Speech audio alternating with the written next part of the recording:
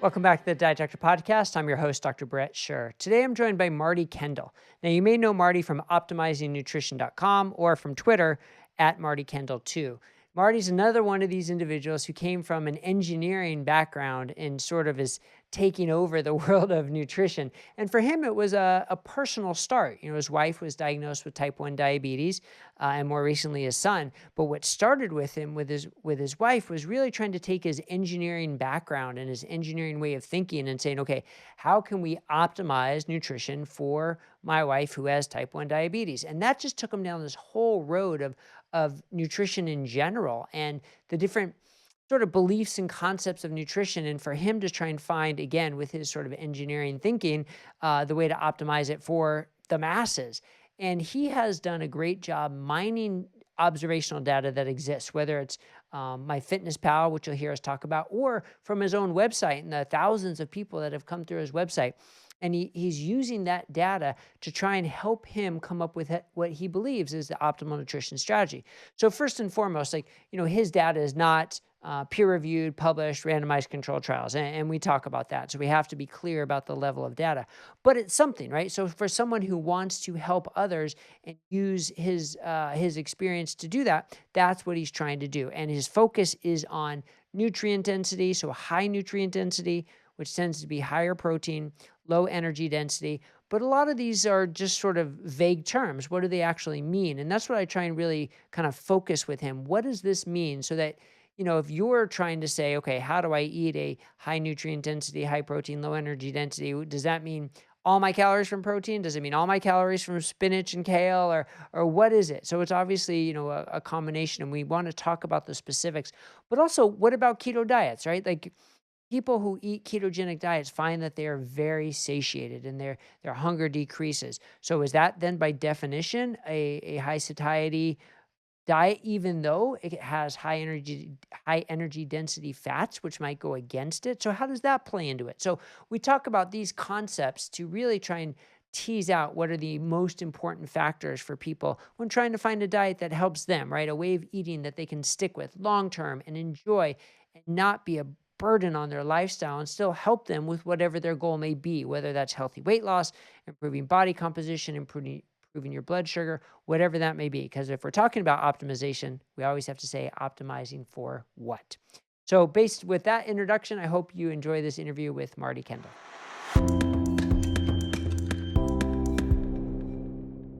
All right. Well, Marty Kendall, thanks so much for joining me today on the Diet Doctor podcast. Yeah, real honor to chat to you, Brett. Thank you for the opportunity. Yeah, it's my pleasure. Now, as we've heard in the intro, you came at this from an engineering perspective with sort of the personal family reason to get into Mm, nutrition, but then sort of applied your engineering mind to say, how can we do this better? And if I was going to summarize sort of what you landed on, it's basically sort of the concept of nutrient density. Now, yeah. maybe that's too simplistic to put you in that box, but give us an idea of kind of what nutrient density is, why you think it's so important, and why it's possibly sort of Yeah. the unifying push for healthier nutrition. Yeah, great question. I suppose there's so much division and derision and controversy and conflict in nutrition.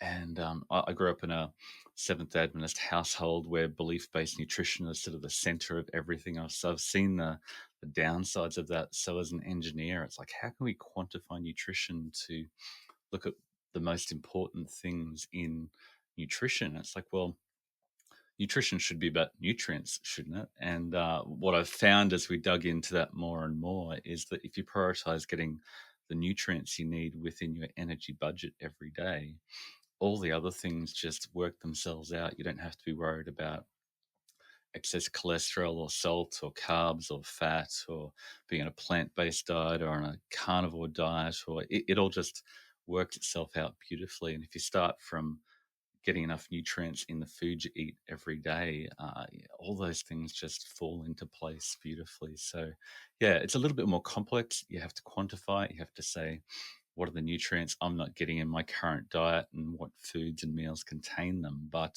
when you do that, it's just a beautiful thing. And I think it can hopefully in the future cut through the noise and confusion that's so prevalent in nutrition. Yeah, and I love that quote from you. Your diet doesn't need a name or belief system, just enough nutrients. But Yeah. so here's the question though. I mean, there are Yep. like thousands of nutrients. So, Yep.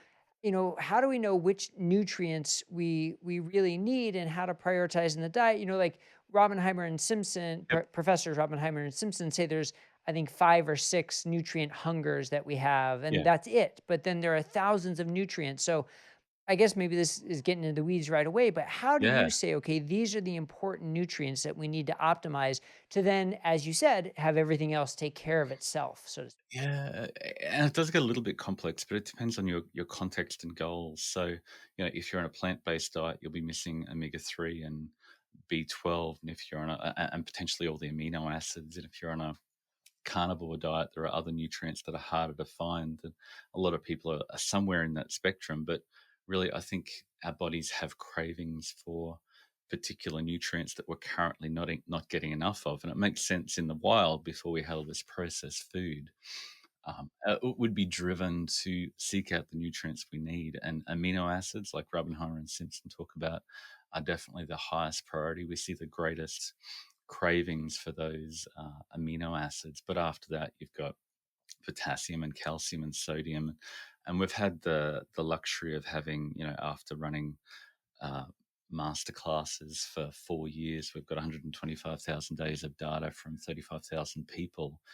And we can see the different, not just the macronutrient responses in terms of how much you eat and per, your amino acids per calorie and how that affects how much you eat, but also all the essential micronutrients, so the vitamins and minerals. And we've identified a sort of an upper limit target, not just the recommended minimum to prevent diseases of deficiency, but a sort of an optimum intake that seems to align with the greatest satiety. So we can see, if you're getting 6 grams of potassium per 2,000 calories, people tend to eat a lot less. And there's sort of that limit. But when we look at the vitamins, there's definitely that same sort of response. But once you go past a certain upper limit target, um, you get into that territory that can only be achieved with supplementation, and we just don't see that same satiety response. So you can't just say, I'm going to take a handful of pills and eat the McDonald's. You've got to prioritize the nutrients you need from the food you eat every day. Yeah, interesting. So that suggests that maybe it's not just the nutrients themselves, but it's the other components that come with Yeah. those nutrient dense foods that make the difference. A- So And, and when you, and when you get those nutrients from the food you eat, all the other things come along. If you get the essential nutrients from the food you eat, you get all the other beneficial factors that we can't quantify as well yet. So yeah, and the nutrient dense diet is definitely a high satiety, lower energy density. All those things come together. But if you quantify, if you optimize for nutrient density, all those other things fall into place. So I've heard you talk about all the data you have, all the observational data you have from the MyFitnessPal data. So is that what you're referring to with the people who have taken the master class, the 125,000 data points you mentioned? Is that the MyFitnessPal data I've heard you talk Yeah, about? no. We initially got 500,000 days of my MyFitnessPal data that we mined, and 4 years ago we created a app web-based program called Nutrient Optimizer that pulls in data from people's chronometer accounts. So people have done our challenges. We've just got this massive data set that we can mine to look at how to macro and micronutrients align with satiety and what's a reasonable target to get. Because to be honest, the minimum RDIs, etc., are the science is still very young. So yeah, we want to see, hey, what's the upper limit target that aligns with satiety that's achievable with whole food. So people are targeting the optimal nutrient intake rather than the minimum to prevent diseases of deficiency and death. Okay. Yeah, so the observational data, so obviously not a Yeah, randomized controlled trial with no, 20-year follow-up, but who can do that in nutrition anyway, right? Especially with 500,000 data yeah, samples. That's not gonna happen in a yeah, nutrition study, exactly, unfortunately. So exactly. so sort of data mining, as you called it, the observational data is sort of the best we can do to point us in the Mm, right direction. But you mentioned nutrient density and how evolution of sort of nutrient density we would be we would survive better if we were drawn towards nutrient dense foods. But Totally. interestingly, I think the same can be said for energy dense foods because, Mm, we evolved in a time where mm, energy was at a premium. But yeah, now that's sort of been flipped on its head. So now yeah, we have to sort of undo our evolution and still totally. focus on the energy density. I'm sorry, the nutrient density Yep. while minimizing the energy density. So some of the most nutrient dense foods are like organ meats and nuts, but Mm. my guess is you probably wouldn't promote those as much. So tell us about that balance between nutrient density and energy. Yeah, and definitely over time, over evolution, we've optimized for energy because energy was hard to get and everything we could find contained a ton of nutrients. But today, over the last 50 years, with fossil fuel fertilizers and large agricultural farming practices, we've solved that problem. We've reversed the problem. Now we've got this excess of energy without enough nutrients because we're just growing our food so quickly that it now contains very little nutrients. So we have to eat a lot more to get that. So yeah, we reverse that and we can say, well, if you want the nutrients with less calories or within your calorie budget, here are the foods that you can prioritize to get them. And yeah, and organ meats definitely are a part of the picture, but they provide a ton of B vitamins and vitamin A and the like. And but it doesn't take much of liver to get heaps of vitamin A and blow your target. And then okay, you've got heaps of vitamin A. What are you going to eat next to get those other nutrients that you still need to prioritize? So it's a continual game of in the master classes, people just say, "Hey, I tried liver, I got all my vitamin A. Now I need to prioritize omega 3 or B12 or those other nutrients that are harder to find." So you continually move around the landscape of foods that you can possibly get to get those nutrients. And it's just a fun game with gamified nutrition to, and people get really competitive and slightly obsessive about it. And all of a sudden they're going, like, how can I eat all this food? It's a massive amount of food because, and I'm just so satiated. I can't overeat this food. I feel satiated at a cellular level. I've heard a lot of people say, and the cravings of are satiated. That's interesting that you say you gamified it and so many people really enjoy it and make a Yeah, competition out of it. Now I can see there's a subset of the population that would go for that. And then I yeah, think there's a pretty significant part of the population that would hate that. And yeah, they don't want it to be so complicated, right? Because it yeah, sounds totally. like it could be complicated. I need this for my vitamin A. I need this for my B6. I need this for my B12. I need this, and it's Yeah, like, just tell me something simple, right? So, yeah. so how do you simplify it as well for the crew that just wants the easy answer?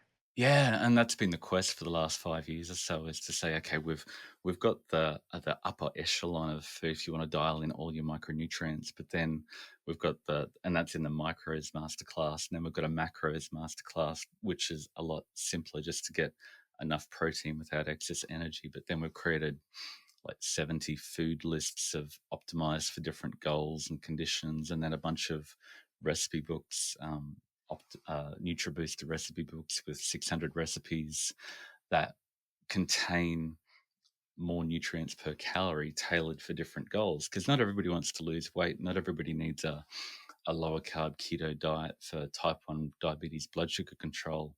There are different goals and different contexts and different preferences. So we've sort of tried to say, if you want to eat a plant-based diet, that's great, but you've got to get the nutrients you need within that constraint. Ideally, you want to take out all the constraints and just eat the foods that contain the most nutrients. But if you want to have a meat based diet or a pescatarian diet, here is the short list of recipes that'll provide more of those nutrients for you. But yeah, definitely there's a whole spectrum of people that some people want to take it to the upper echelon, and some people just want to go, tell me what to eat, give me some recipes. And we've tried to cater for all of those extremes. Yeah, and I think the other thing that we can say, well, if we're putting people into buckets, right? Like either you want it simple or Mm, you want to mm, gamify it. Well, we can put people like me and people like you in buckets, right? Like, are you the low carb guy or are you probably people would say you're the protein guy or you're the energy density that guy or you're the calorie guy, right? Like mm. they can put you in a bucket like that. So let's go through some of those though, because we'll get to the calorie part, calories in, calories out versus others. But before we get to that, that's just a little teaser. Before we get to that, let's talk about protein because Yep. protein's a big one, right? And you've said that our hunger for protein, our craving for protein is the Yeah, biggest driver. definitely. Does that come from your MyFitnessPal data, from your masterclass data? Are you referring to the protein leverage hypothesis? Like, what do you use as the evidence to really say protein is Yeah, all of the above, basically. They all align. Rubbenheimer and Simpson's protein leverage hypothesis, the 500,000 days of MyFitnessPal data, and the nutrient optimizer data taken from Chronometer all indicate that when we get a higher percentage of protein, we tend to eat less calories. But I saw an article you did recently looking at Kevin Hall's work in looking at more protein definitely doesn't lead to greater satiety. But that's the thing, you can't get more protein from butter and bacon and the nuts. You have to get enough protein without excess energy from fat and carbs. So it's really a process of saying, where are you now? And how can we dial back the excess energy from fat or carbs so your protein percentage increases? And you tend to increase your protein intake a little bit, but it's the calories coming back out from the fat and carbs that really lead to greater satiety per calorie. And I think that that's a subtlety that we've tried to communicate again and again that is often lost. That people go, I'm eating all this protein, but protein typically comes with fat, especially if you come from a low carb keto background. So it's like, okay, how do we dial out the fat in your diet so the fat from your body can be used?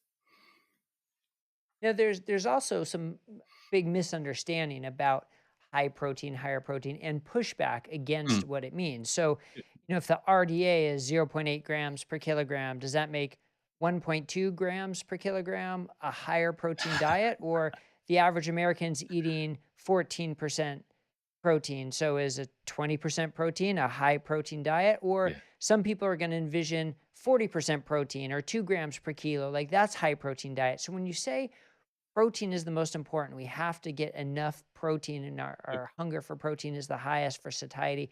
What numbers, what range, like what do you envision to help people define what high protein is? Yeah, and that is a really good question and something that's hard to answer because if you're a bulking bodybuilder doing a whole lot of resistance training, you'll need a ton of protein. Your body will crave a ton of protein, and you're probably already eating a ton of protein because your body will be craving that.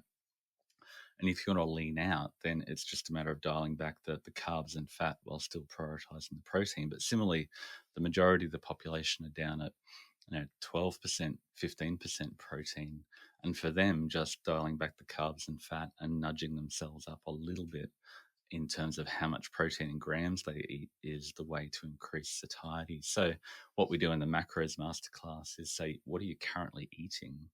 And let's tweak that a little bit so you make sustainable progress. And I see, Ted's been coming out talking about the PE diet, and people go, okay, I need to go 60% protein, and then 3 days later, it's like just can't live this way. I need energy, and your body craves energy, and they fall off the wagon and they're face down in the donuts a couple of days later because your body needs enough energy, and it's just a matter of that's what optimizing is about. It's like, where are you now and how can we tweak it just a little bit to move towards your goals at a sustainable rate, so you're not just making progress for a week but a month and 6 months and 12 months. And after you know a couple of years, it's great to see people sustaining that because they've found a new way of eating that's just progressively changed from what they started with to a better diet, not optimal all the time, because you can't live at optimal. But if you know where optimal is, you can move in that direction. I think that's something that we just need to clarify so much when we talk about high protein or more protein or higher protein is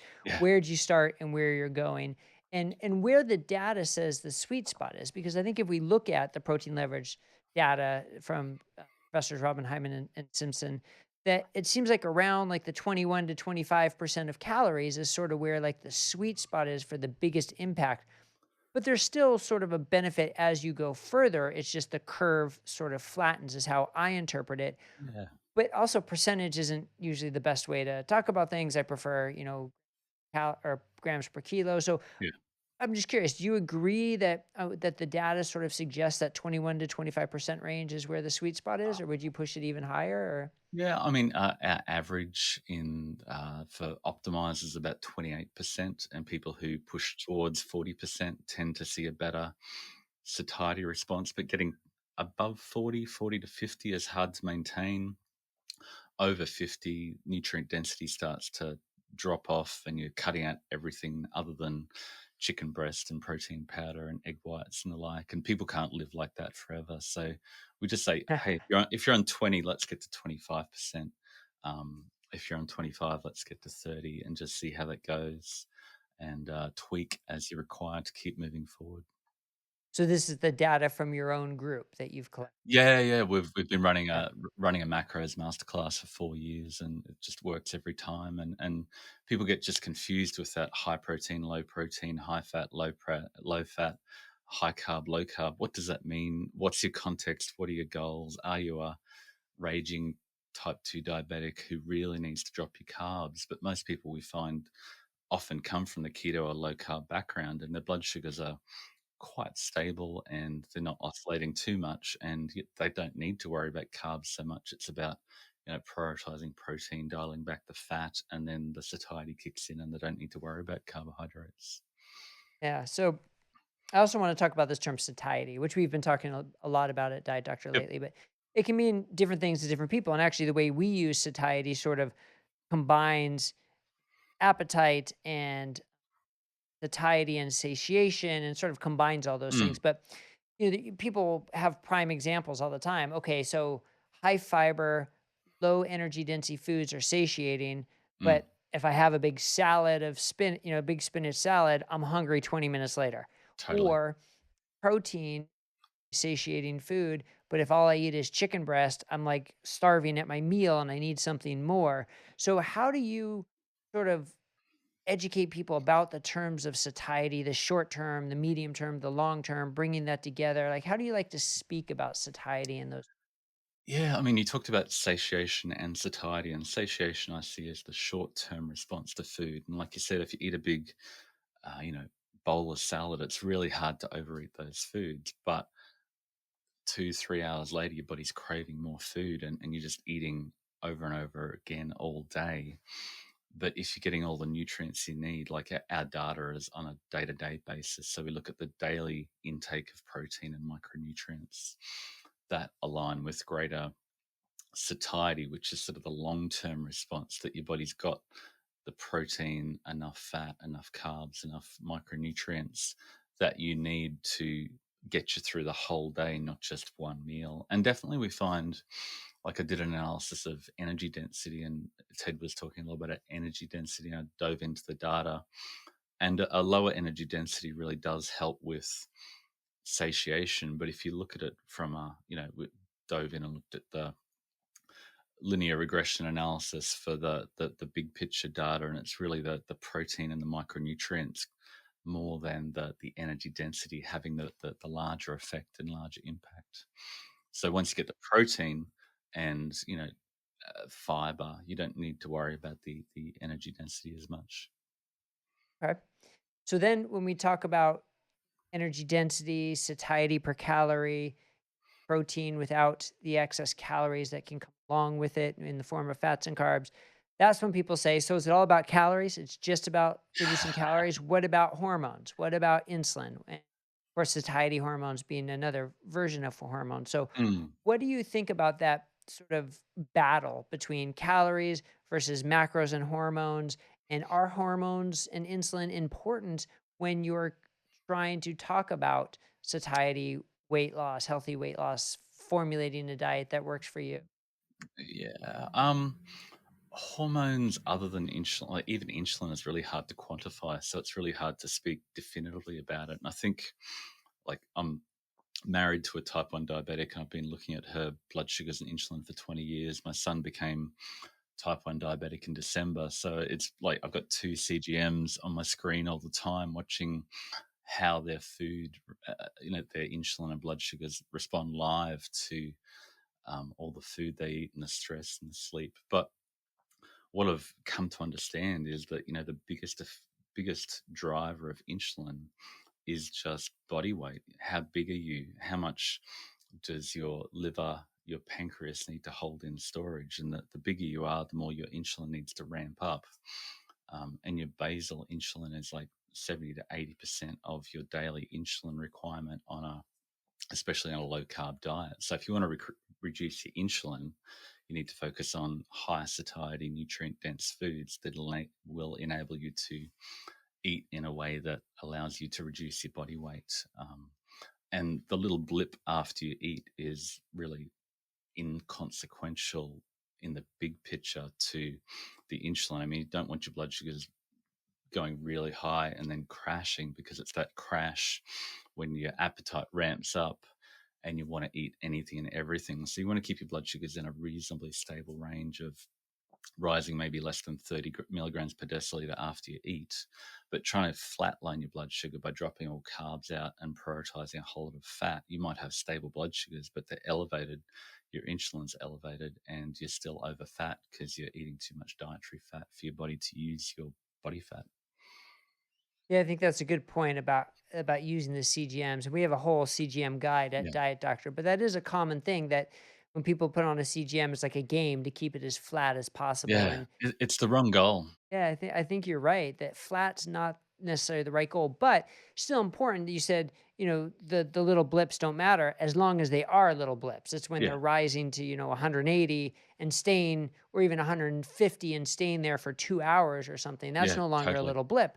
So it's sort of shrinking the spikes and lowering the spikes, Yep. but not having a flat line. It's normal to have reactions to Yeah. so is that so I guess we can transition then to your data-driven fasting, Yep. which uses exactly that, right? CGMs.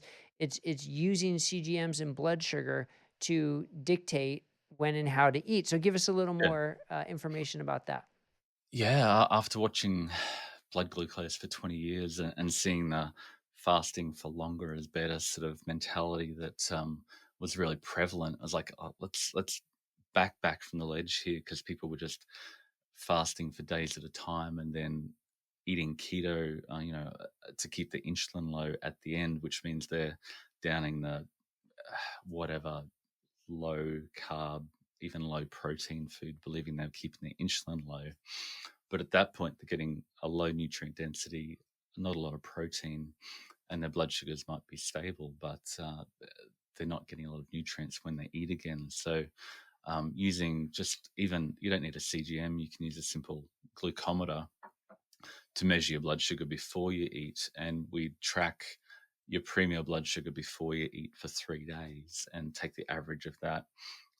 And then in the following days, you just try to wait until you get a little bit below that point to eat again. So rather than fasting for days at a time, you're eating one, two, three, 4 times a day when you need to, based on using your blood sugar as a fuel gauge to guide your eating. And that just works really nicely. And and like you said, the big, large, long term blood glucose rise is bad, but that's typically due to the fat and protein together, fat and carbs together with low protein and low fiber. So it all sort of works together really nicely.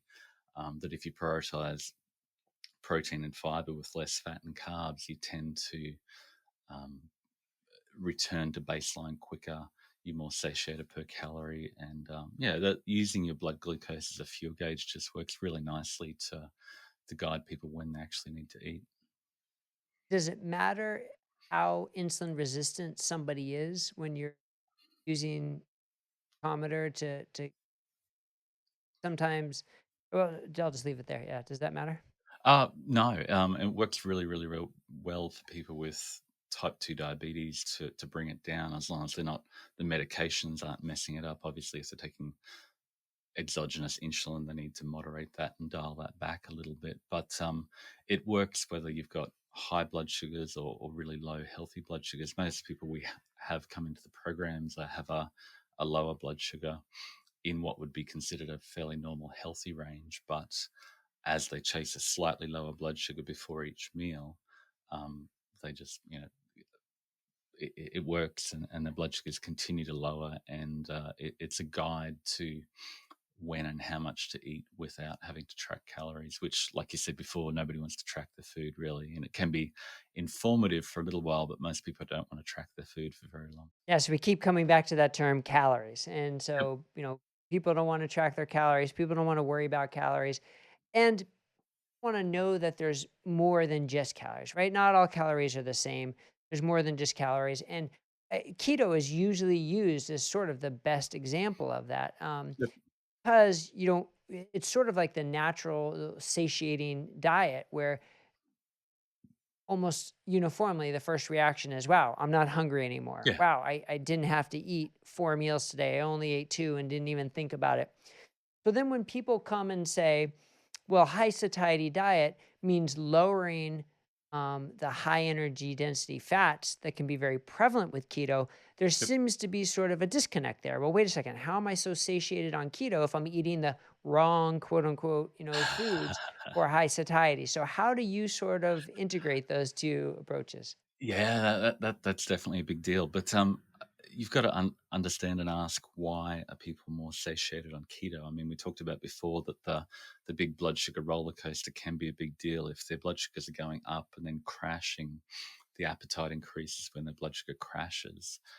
But really, when most people lower carbohydrates, they end up eating more protein, and they get out of that fat plus carb danger zone of 40 to 50% fat and 40 to 50% carbs that our entire food system is made of. All the foods in the center of the supermarket are those foods that we just can't stop eating.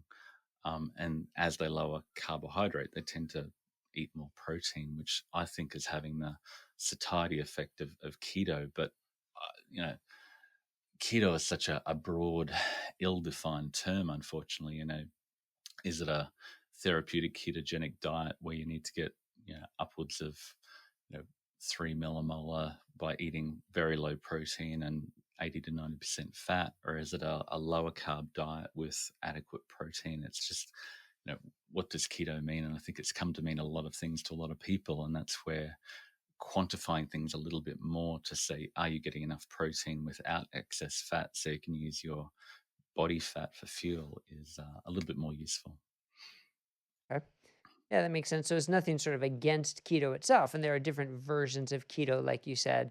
And keto can be very satiating diet. And Mm, there are versions of keto that can be high satiety per calorie as yeah. well. Certainly have to dial down all the added fat in order to do it. And um, I think that is interesting that keto means so many different things to different people because it Yeah. used to be sort of thought of as, I guess, back in the epilepsy days, there was one keto. And then there was sort of Atkins, which was Mm. a much, I guess, higher protein version. And then it sort of is transitioning to now sort of like a mix of three or four different of ketogenic diets, I guess you could say. It's such a big umbrella that what does it mean? Is it are the ketones coming from your body, or are they coming from the three bulletproof coffees you had? I mean, the different diets. Yeah. Yeah. Now, but you can have a high satiating diet that's a meat-based diet, a keto diet, Yep. a plant-based diet. So I guess that's one of the interesting things about high satiety is that it can or eating towards satiety, it Mm. can fit with any sort of dietary framework. So Yeah. of your group that you see the most success in, do you see them fall into any sort of pattern of eating meat, not eating meat, Mediterranean, whatever they sort of define things as. And as I know you said, a diet doesn't need to have a name, but I'm curious if you've noticed any patterns with that in your group. Yeah, I'm typically just an omnivorous diet that includes plants, meat, and seafood. Seafood is incredibly nutrient dense, but a lot of people don't enjoy it, or they can't get it, or they don't like it. So, yeah, definitely lean seafood is incredible. Um, and people get, once they chase nutrient density, they're getting a ton of protein, a ton of meat and veggies, but on a plate, it looks like a massive amount of veggies. It looks like it's all veggies, but really the majority of the calories is still coming from the protein containing foods because Correct. those veggies are so low energy dense. Yeah. Yeah, you might have 40% protein, but it looks like a massive amount of veggies, and they go, "How do I eat all this?" It's like, yeah, well, that's how it's designed. Is once you prioritize nutrient density, those foods are incredibly satiating and hard to overeat. So one other thing that confuses, I think, a lot of people when it comes to satiety is that a boiled or just a regular plain baked potato is one of the satiating foods, Mm, at least according to some published papers, yeah. that's like always up there near the top. And a lot of people find that confusing Now, is it because when they think baked potato, they think, bacon and sour cream and butter? Or is it because baked potatoes by themselves just aren't that exciting and you're not going to want to eat more? So, how do you separate palatability from satiation? And so, how do you approach sort of that concept? Yeah, there was the whole satiety index work that I did back in 1997 at the University of Sydney that did find the boiled potato. It was actually cooked and cooled, so it probably had resistant starch in it that provided the most satiety. But when most people eat potatoes, they're eating it with oil or butter, or the potato chip with oil and potato together is incredibly hyper palatable. But the fact is that most people can't live on only potatoes. They gravitate, they go, I need energy from somewhere. So they gravitate back to that. Let's add some butter to this and oil and cook it in a bit of oil. And then the satiety decreases. But we definitely see once you get over 50, 60% carbohydrate, people tend to eat less. It's that, 40 to 50% carbohydrate that is hyper palatable and easy to overeat. And there's a decrease in calorie intake once people get to 50, 60% carbs. But very, very, very few people actually maintain that very, very high carbohydrate intake, at least in our data from, you know, across a wide range of dietary approaches. It just doesn't happen in real life that people maintain that high carbohydrate with very, very low fat at the same time. So let's go back to the baked potato for a second, because when you add oil and fat and butter and Yep. bacon, you said the satiety decreases, but does the satiety truly decrease, or is it the satiety per calorie Ah, that decreases? And is it the same satiety at a higher calorie level, or does something actually happen with that combination to make you truly feel less full and hungrier? yeah, I mean, think of it in nature. In summer, you'd have the carbohydrates. In winter, you'd have more fat, and you get a dopamine response from having. I got the energy from carbs, or I got the energy from fat. And there's been some fascinating studies that show that when you combine carbs and fat together, you get a super additive dopamine response that drives you to, eat more of those foods. So we're really willing to pay for a lot more of those hyperpalatable fat and carb combo foods that we can't stop eating. So it's just a dopamine drive um, from a very rare signal that only really happens in autumn, where you get fat and carbs together that tell the body that, hey, we need to prepare for winter. Winter's coming. We need to get fat. So if you're eating those foods, you've talked about high fructose foods as well. It's those combo foods that drive hyperphagy that we just can't stop eating. Now, of course, evolution, we've come with ultra processed foods as well to just worsen our metabolic health. And you mentioned Kevin Hall earlier, and he Mm, had a study showing if you compared similar diets that were tempted to be matched for mm. macros and calories, where the only difference was um, the level of processing, that people who ate the high processed foods 500 calories more. So when you see something like that, what do you think it is about the processing, or do you truly still think it's the combination of carbs and fat and salt and all that together, and it just kind of didn't show up in that trial that it was Uh, that combination? yeah, definitely. Even protein powder is a processed food, so it's less satiating than the whole, you know, meat and eggs and seafood. So if you can, you should try to eat less processed foods that are your body needs to do more processing to digest them, and they'll provide greater satiety. So don't drink your calories, minimally processed foods, whole food, grown in a happy, regenerative, vibrant ecosystem that's good for you and good for the planet. Switch gears for a second. Why do people not succeed with, like, if someone says, I'm going to follow a higher protein, low energy density diet that's nutrient dense, I'm going to give it a try. What do you see as the biggest hurdles for long term success that people? Yeah, I think with a high protein percentage, they just jump to extremes and they go, I wasn't full, I wasn't satisfied, because you went from a 10% protein keto diet to a 60% protein diet. And your body just says, "Hey, I can't get the energy I need from the protein quick enough." You can convert protein through gluconeogenesis to glucose, but it's a very rate limited process.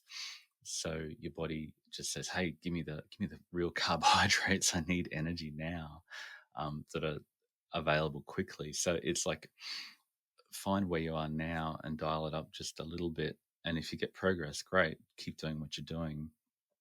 If you don't get progress, or you stop getting progress, dial it up just a little bit more, go from 25 to 30 and then 35 to 40. And if you're at 40% protein over the long term, consistently week on week, it's hard to go wrong. So you think that's sort of for you and what you've seen in your group, that 40% is sort of the, would you say it's the the goal to get to, or the maximum to not go above? Like, how would you define? I'd say 50% is a maximum not to go above. And you see with the protein sparing modified fast long term trials, people lose weight incredibly rapidly, but 2 years later, they haven't learnt to eat. So they're back at the normal weight again because they went on this crash diet and fell off a cliff. And then they were on shakes and meal replacements and things they wouldn't eat in normal life. And then they haven't learned to eat properly. So, take what you're currently eating, add a few more nutrient dense, whole, high protein percentage foods, and that'll automatically, you'll drop out the less optimal foods. And then once you've reached a goal, bring back a bit more energy from the fat and carbs, and you'll be able to sustain it. And then once your weight starts to drift up, you just tweak it a little bit. I think that's where people go wrong, is just going from one extreme to another. And social media, that it gets clicks, the controversy gets clicks, and the high protein, low protein, and it's just the extremism drives me crazy. And yeah, it doesn't help most people get a sustainable diet that helps them keep moving forward. Yeah, and that's why when I hear 40 or 50% protein, I actually get nervous when I hear that, because I think, oh boy, people are going to struggle with that. Like, because if they do try and jump to that, it's going to be a struggle, because everything changes about the diet, the way it Mm, tastes, the mm, textures, the way it feels. And I think it is too big of a jump. yeah, And maybe that's got something to do with why, a lot of the data suggests that 20 to 25 is sort of like the sweet zone for so many people. yeah, But interesting that your data can show, continued improvement as you go higher. But we have to be honest, it's sort of a self-selected population that you're yeah. working with. So is there a population that you would say, maybe you shouldn't do this? Shouldn't increase your protein past 30%. You shouldn't, be focusing too much on higher protein. Is there a population in your mind that says, maybe Um, not really. I suppose if you not? start with that caveat of where are you now, and move up a little bit from where you are now. And I mean, the bodybuilders and people who are really active might need a lower protein percentage because they need to fuel, like an athlete, a triathlete is going to need a lower protein percentage diet because they need to fuel with so much energy to support that activity. But it's often the menopausal, middle-aged ladies who do the best on dialing their diet up to 40% protein because they're eating so few calories. They need to get enough protein, and once they dial back the calories, their protein percentage is quite high. Okay. Yeah, it's a good point. I mean, just lowering your like protein stable naturally Yeah, raises protein percentage. So if we're yeah, talking about protein percentage, and that's different than talking about grams per kilo as well. totally. All right, so now let's switch to from what we're eating to when we're eating. Yep. So we already talked about fasting a little bit, but more about the the timing of eating. Mm, When in America, it's very much dinner is your big meal. Going to skip a meal now for time restricted eating. A lot of people are purposely skipping breakfast, mm, having a regular lunch and a big dinner. In Europe or like the Mediterranean, at least my understanding is, a sort of a late lunch is kind of the big meal, and then a very small dinner. I don't know how it is in Australia, but with the data that you've been able to find, what do you think is sort of the best in terms of timing for satiety? So not just necessarily weight loss, but for actually satiety, having the diet, a nutrient density diet, prioritizing protein and lower energy density, having the best effect. What type of timing works? yeah, great question. I suppose in the data-driven fasting, what we do is, find your pre-meal blood sugar that works for you. And a lot of people with insulin resistance, dawn phenomenon, see their blood sugar elevated in the morning. So initially they start to wait a little bit longer, so it pushes that first meal back. But you get to a point where if you push it back too far at dinner, you're binging, you're overeating, you're hyperphagic, you're eating too much at that point. So it's like, okay, let's try to bring your last meal back a little bit. And when you do that, your first meal, you get hungrier earlier in the day, your blood sugars are lower earlier in the day. But the magic hack, if people have got elevated blood sugars earlier in the day with dawn phenomenon, we say, well, your body, if your blood sugar is elevated, you don't need carbohydrates. You probably don't need fat if you've got a lot of fat on your body to use. So let's prioritize nutrient dense, higher protein, higher fiber foods earlier in the day when you start to get hungry. I don't think it matters when that is, but when you start to get hungry initially, try to prioritize protein. And at that point, their blood sugars start to drop. They're more satiated, and then they can postpone that next meal to later in the afternoon. And yeah, definitely not eating when it's not daylight outside is seems to be ideal to constrain it to a like 8 to 10 hour window, but it's not a eating window where people, my window's open and it's a all you can eat buffet drive through. I'm just going to keep, I'm going to start with peanut butter, then I'm going to have, the chips and everything else because they're the energy density, low satiety foods. You have to say, okay, my blood sugar is low. I need to refuel. What's the best choice for that? And yeah, 2 or 3 meals or 2 meals and a snack seems to work really well when blood sugars indicate that it's time to refuel. And do you think this is tied into a natural circadian rhythm of ebbing and flowing of insulin resistance, or do you think that's unrelated? Yeah, to a degree, I think insulin tends to be higher overnight. We're designed to store food overnight, so our natural default, if we were left to our own devices, the most optimal to store energy in a energy scarce environment for a hunter gatherer might be to eat most of the food later at night, but eating earlier in the day, prioritizing more food earlier in the day, so your blood sugars aren't elevated overnight and your insulin isn't elevated overnight. It is a better way to do it instead of having a balance between plenty of calories earlier in the day and some later in the day versus just, I'm going to have a little meal to get me through the morning and then a massive meal at night that tends to be potentially more stored overnight when your insulin's higher and you're more insulin resistant and you're less active. I remember there was that study, they had like a snack at 6 p.m. and a meal at 10 p.m. versus a meal at 6 p.m. and a snack at 10 p.m. And I think their immediate insulin and blood sugar wasn't all that different. But the following morning, it was much Mm. higher in the group that had the 10 p.m. meal as opposed to the 6 p.m. meal, which was interesting because like the initial response was, hey, their blood sugar is basically the same when they go to sleep. Is this really going to be a problem? But it wasn't until the next morning that you really saw the effect. So I Yeah, think that sort of is in line with what you're saying.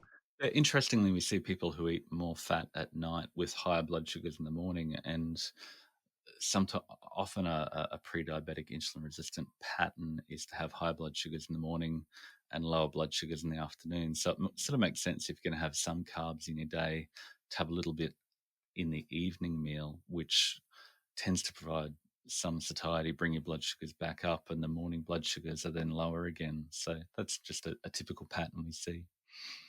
Yeah, and some people report that they sleep better if they have some Mm, carbs with their evening meal, opposed to really prioritizing your carbs in the morning. I wonder if that's mm. somehow related. I mean, that's just one of those things I've never really seen published on, but I've seen a Yeah. lot of people comment on, and I always wondered about that. Do you have thoughts about that? About Yeah, sleep? if you think elevated ketones are really a signal to go out and hunt, not lie down and take a nap, so you don't really want massively elevated ketones overnight. And definitely I think it's the serotonin that tends to rise when you get a little more carbohydrate, and people do tend to sleep if they have their carbs before they go to bed.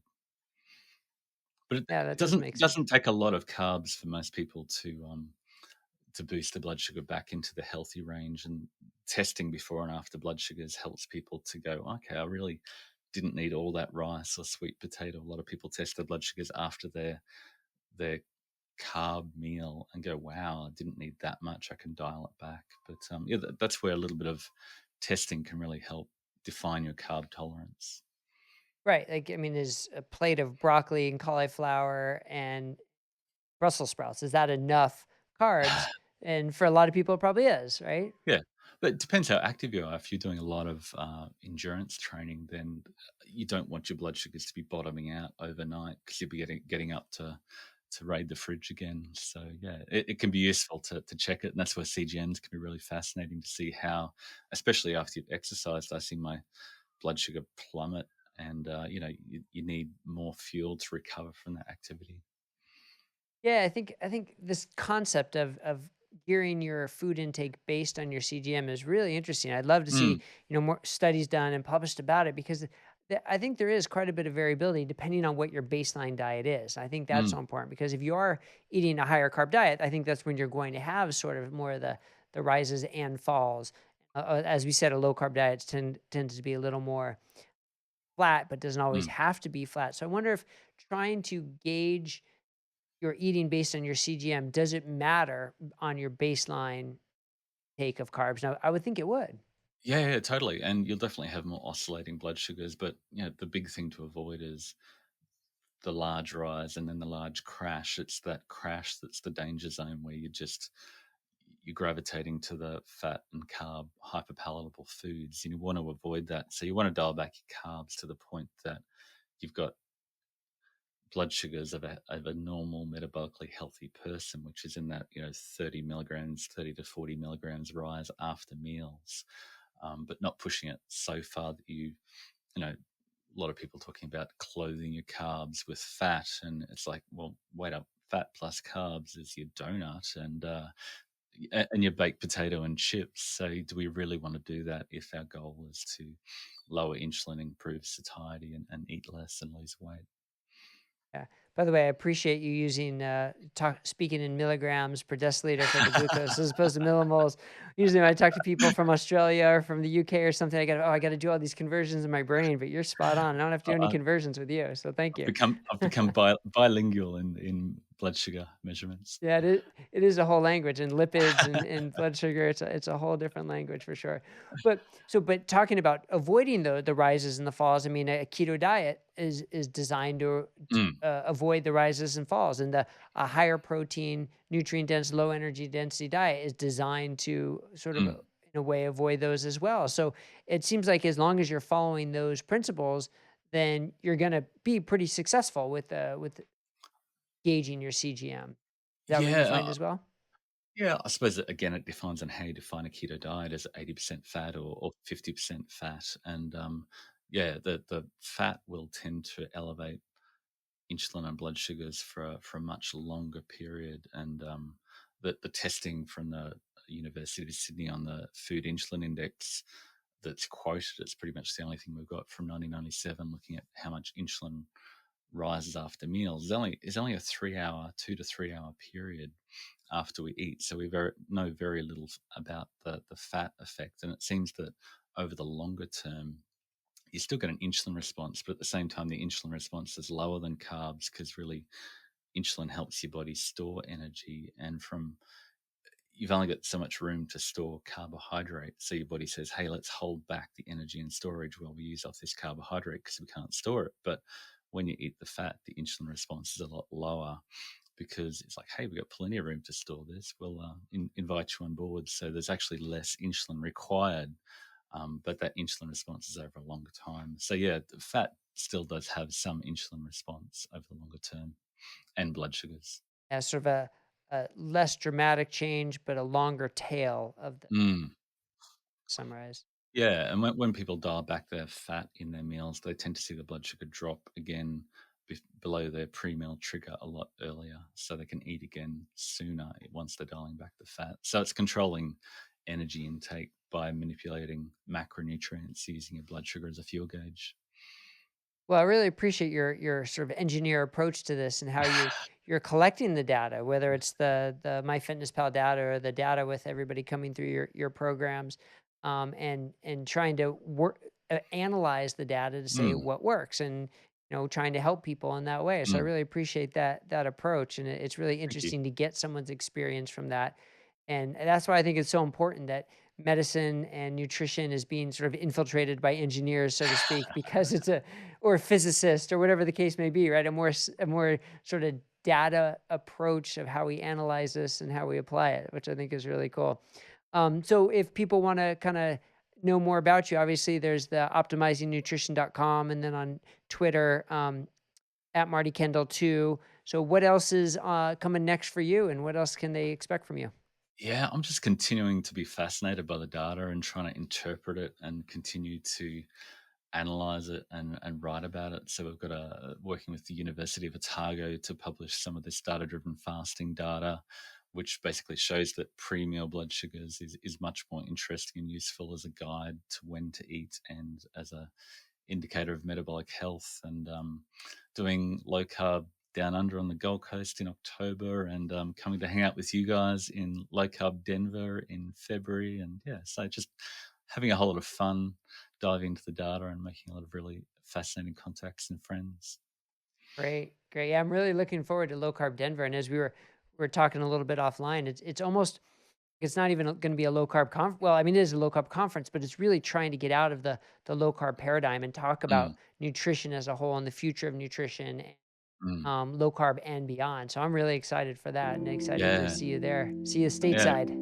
really exciting times. Very good. Well, thanks again for joining me. Hey, thanks, Brett.